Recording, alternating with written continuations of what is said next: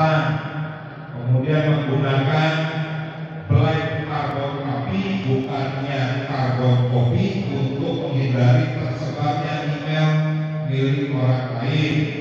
Lalu tidak mengirim email berupa spam, surat berandai, surat promosi, surat lainnya yang tidak berhubungan dengan mailing list.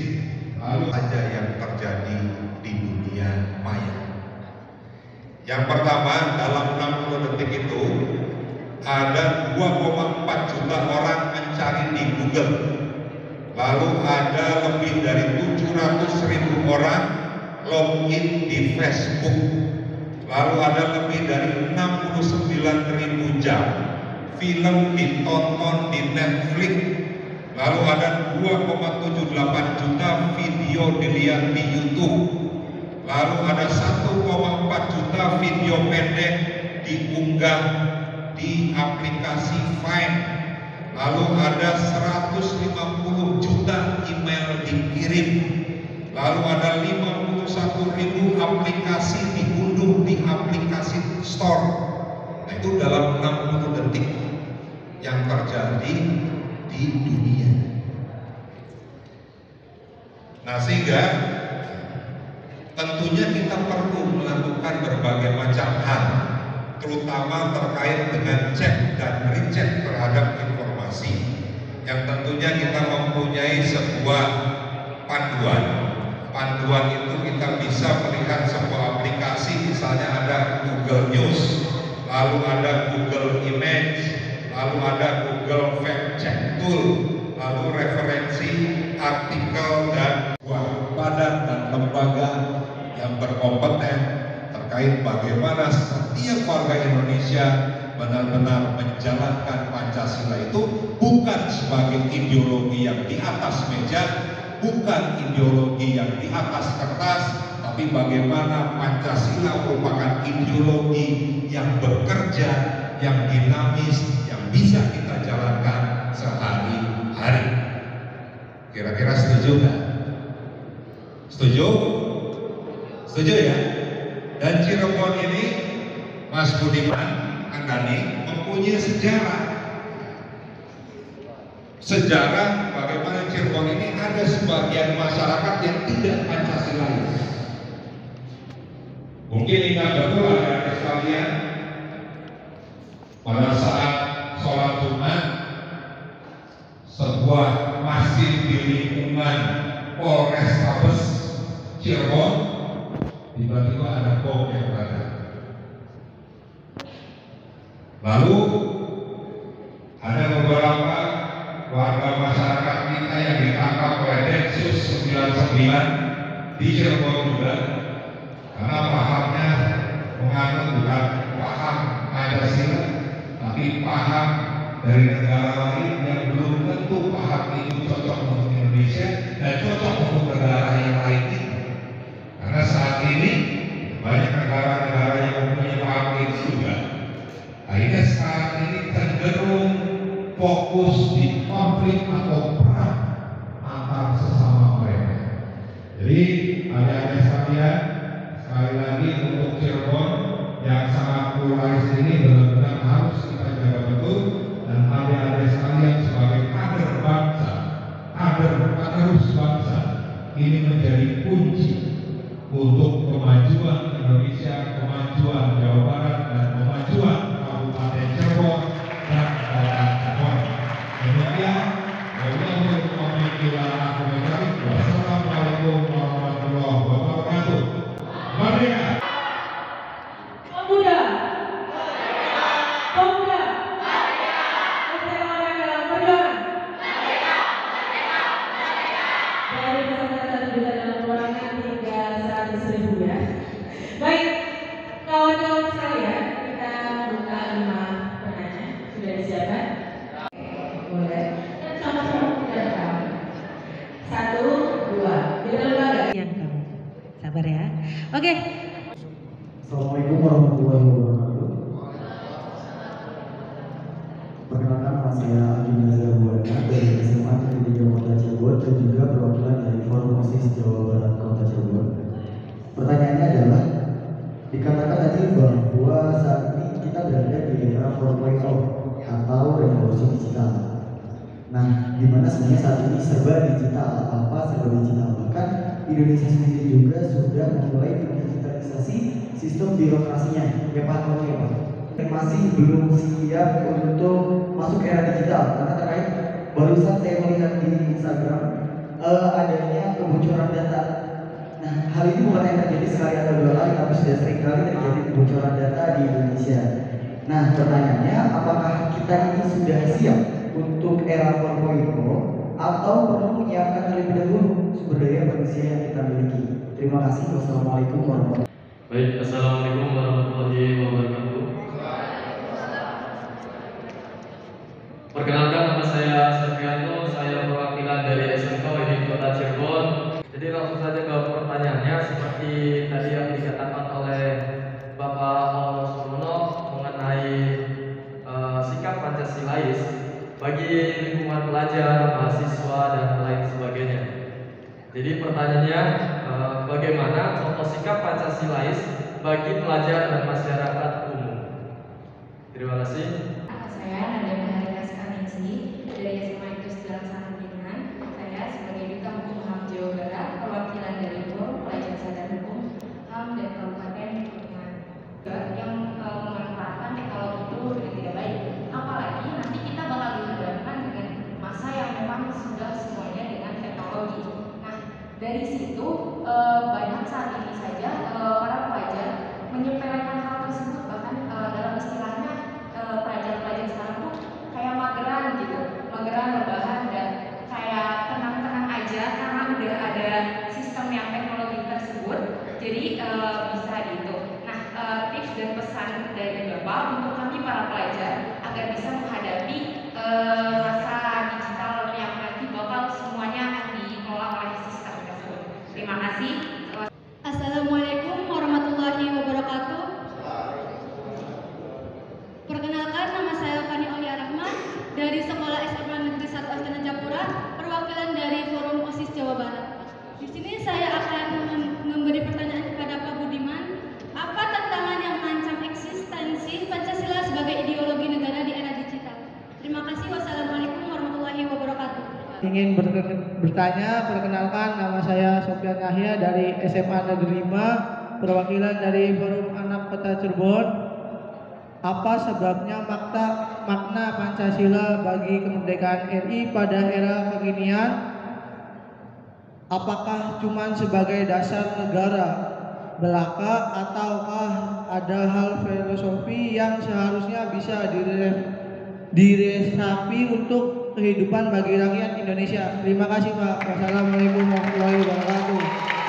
Saya Sevanya dari SMA Santa Maria 1 Cirebon selaku Ketua Forum OSIS Kota Cirebon dan juga yang akan mewakilkan Dapil 8 Jawa Barat di ajang Parlemen Remaja nanti di DPR RI tahun 2022. Saja langkah efektif yang konkret yang kami lakukan agar kedepannya ideologi Pancasila ini dapat terimplementasikan dengan baik.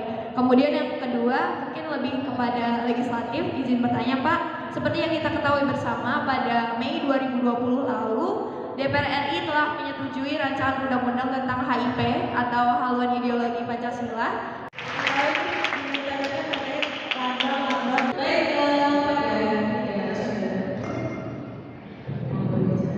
Saya duluan yang kerja mau ini karena siap masuk teknologi data sekarang kebocoran data kita bisa itu semuanya ada pertanyaan siap nggak sih dia belajar naik sepeda karena dia sering jatuh dari sepeda.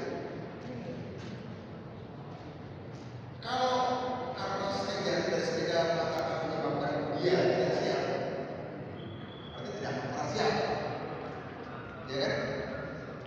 Maksud saya begitu. Saat kita melangkah maju selalu dari situ. Ketika ada suatu datang, itu bukan membatalkan kita melangkah maju. Ya kan? Jangan-jangan kebocoran itu kan kita oke kita melangkah maju, kita sudah kita perbaiki sistem perlindungan data, sistem keamanan data. Begitu cara berpikir orang yang inovatif. Kita kan maunya jadi generasi muda yang inovatif ya.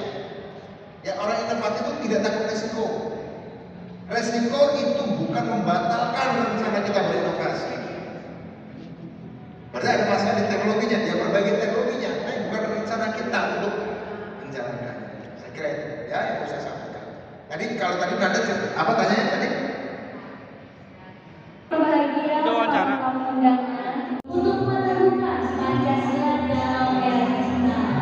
Oke, hadirin semuanya, saya menghadiri selaku pembawa acara pamit undur diri. Ya, ini adalah acara yang luar biasa, ini cukup diapresiasi oleh kawan-kawan kaula muda bahwa ada pendidikan pembangunan mental anak-anak bagaimana tentang Pancasila. Kemudian ini harus diketahui oleh kaum milenial agar arti Pancasila dan kemudian bisa diterapkan di masyarakat dan di diri masing-masing untuk bisa diterapkan di lingkungan masyarakat. Dan ini sangat-sangat bagus sekali.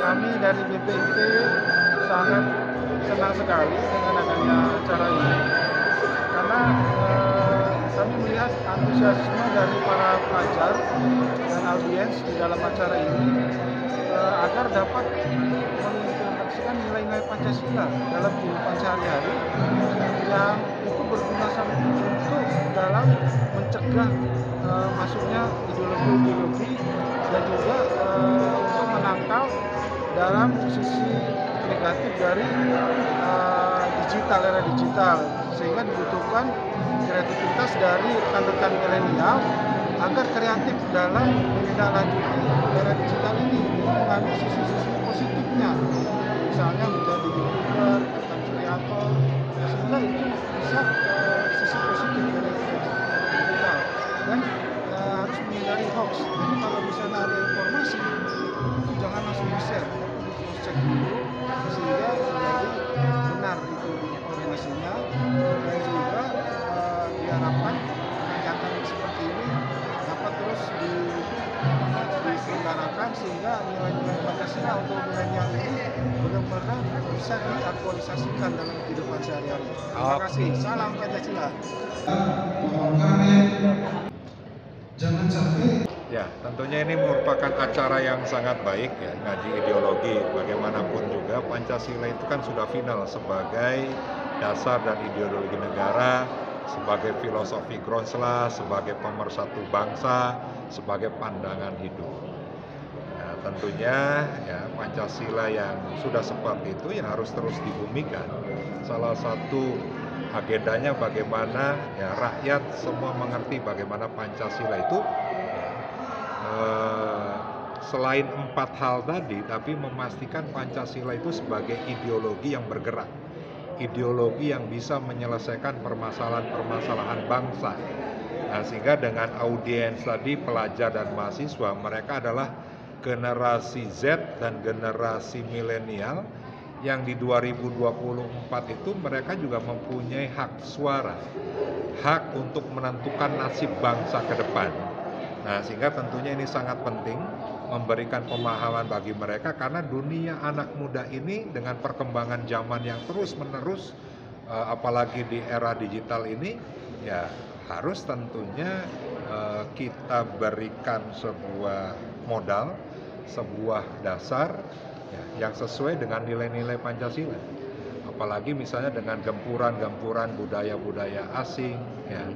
Terus narasi-narasi yang dibangun yang cenderung bicara radikalisme, intoleran, bicara ujaran kebencian, bicara hoak, ya, yang terus berseliweran di dunia digital, maka hari ini menjadi sebuah momen yang sangat baik untuk memberikan pemahaman kepada anak-anak muda, memberikan ilmu kepada anak muda bahwa berinteraksi di dunia digital pun sama seperti berinteraksi di dunia nyata yang di dalamnya mengandung norma, mengandung etika, mengandung hukum. Nah, sehingga Ya sekali lagi melalui kegiatan ini mudah-mudahan kaderisasi anak-anak bangsa itu lebih masif dilakukan sehingga akan tercipta sebuah generasi bangsa yang bisa mewarnai Indonesia untuk jauh lebih baik lagi. Kita dengan kawan-kawan pelajar sama teman-teman mahasiswa dan beberapa kawan-kawan lainnya